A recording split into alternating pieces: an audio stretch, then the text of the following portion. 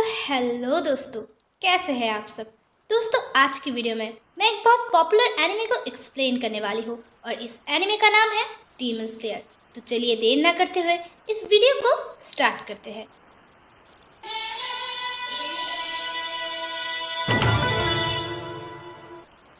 तो एपिसोड की शुरुआत में हम एक लड़के को देखते हैं जो कि अपनी पीठ पे एक लड़की को उठाकर कहीं जा रहा था। वो लड़की बहुत इंजर्ड थी पर वो लड़का कहता है नेज़ुको, मैं तुम्हें हर हालत में बचा कर रहूंगा। जिसके बाद सीन शिफ्ट होता है और हम उसी लड़के को देखते हैं। इस लड़के का नाम है तांजीरो कामादो। तांजीरो हर दिन की तरह अपने काम पर जाने वाला होता है, लेकिन तभी वहाँ उसकी मॉम आ जाती है। तांजीरो की मॉम तांजीरो के चेहरे से धूल साफ करती है, जिसके बाद वो तांजीरो से कहती है अगर तुम चाहो तो कल काम पर चले जाना, आज मौसम बहुत खराब है। पर तांजीरो कहता है मैं न्यू ईयर पे अपने भाई बहनों को अच्छे से खिलाना चाहता हूँ। जो सुनकर तांजीरो की मॉम खुश होती है। तभी वहाँ पर तांजीरो के छोटे भाई बहन हानाको, शिगेरू और ताकियो आ जाते हैं। हानाको और शिगेरू तांजीरो के साथ जाने की जिद करने लगते हैं, लेकिन उनकी मॉम उन्हें जाने की परमिशन नहीं देती। हानाको और शिगेरू तांजीरो के पास जाते हैं और हानाको कहती है मैं आपकी मदद करना चाहती हूँ भैया।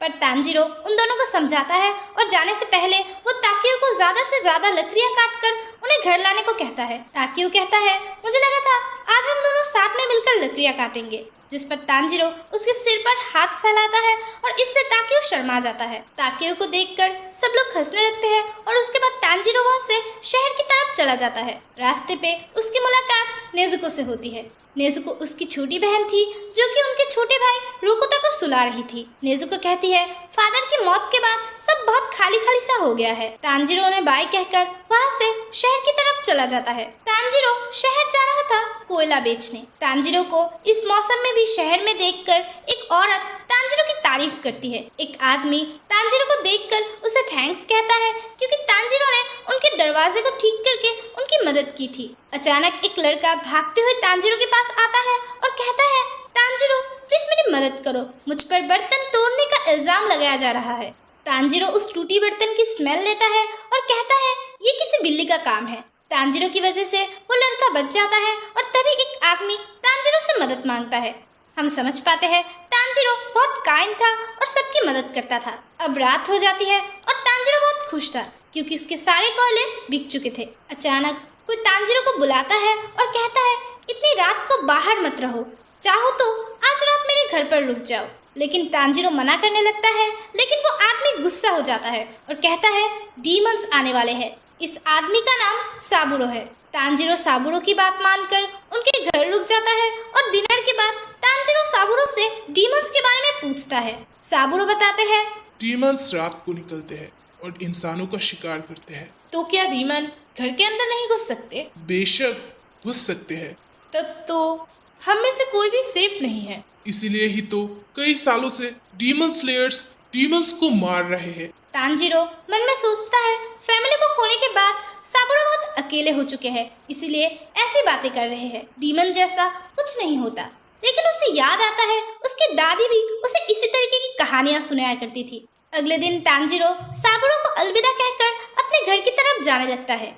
लेकिन जब तांजीरो अपने घर से बस थोड़ा ही दूर था तभी उसे खून की स्मेल आने लगती है। तांजीरो जल्दी से अपने घर पहुंचता है और हैरान हो जाता है क्योंकि उसके घर के दरवाजे के सामने नेज़ुको और रोकुता खून से लथपथ हालत में थे। तांजीरो उनके पास जाता है और जैसे ही वो अपने घर के अंदर झांकता है वो अपनी आंखों पर यकीन नहीं कर पाता। उसके पूरे परिवार को किसी ने एक ही रात में खत्म कर दिया था। सिर्फ नेज़ुको ही थी जो कि अभी तक जिंदा थी। इसलिए वो नेज़ुको को लेकर शहर की तरफ मदद की उम्मीद में जाने लगता है। लेकिन खराब मौसम की वजह से उसे दिक्कत हो रही थी।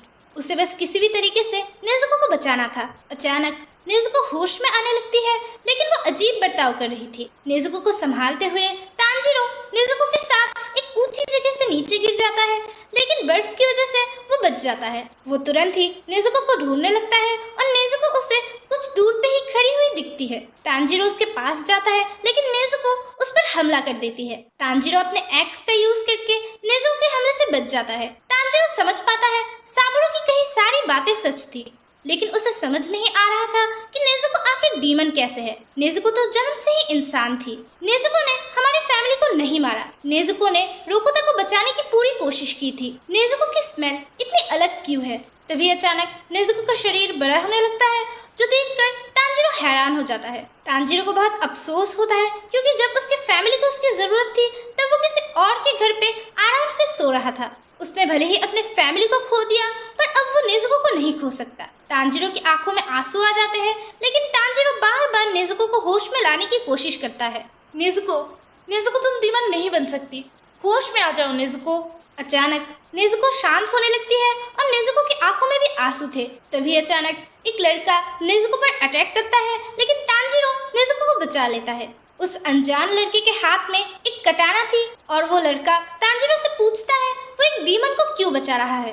तांजीरो कहता है कि उसकी छोटी बहन है। वो लड़का दोबारा नेज़ुको पर अटैक करता है और तांजीरो नेज़ुको को बचाने की कोशिश करता है, पर वो लड़का इतना तेज था कि तांजीरो को पता ही नहीं चलता कब उस लड़के ने नेज़ुको को पकड़ लिया। वो लड़का कहता है, मेरा काम है डीमंस को मारना और मैं इस डीमन को भी मारने वाला हूँ। तांजीरो उस लड़के को अपनी सिचुएशन समझाने लगता है और कहता है मुझे नहीं पता नेज़ुको डीमन कैसे बनी, पर वो लड़का कहता है जरूर इसके शरीर में किसी डीमन का खून है। तांजीरो उससे रिक्वेस्ट करता है कि वो नेज़ुको को ना मारे क्योंकि अब नेज़ुको ही उसकी फैमिली है। तांजीरो अपना सर झुकाकर उसके सामने विनती करता है कि वो नेज़ुको को छोड़ दे। तांजीरो किसी तरीके से नेज़ुको को वापस इंसान बना देगा, पर वो लड़का ये देखकर गुस्सा हो जाता है और तांजीरो को बहुत कड़वी बातें सुनाने लगता है। उसकी बातें सुनकर तांजीरो को बहुत बुरा लगता है, लेकिन वो लड़का मन से ये सब बातें नहीं कह रहा था। वो लड़का चाहता था तांजीरो स्ट्रांग बने और उस पर वार करके अपनी बहन को बचाए।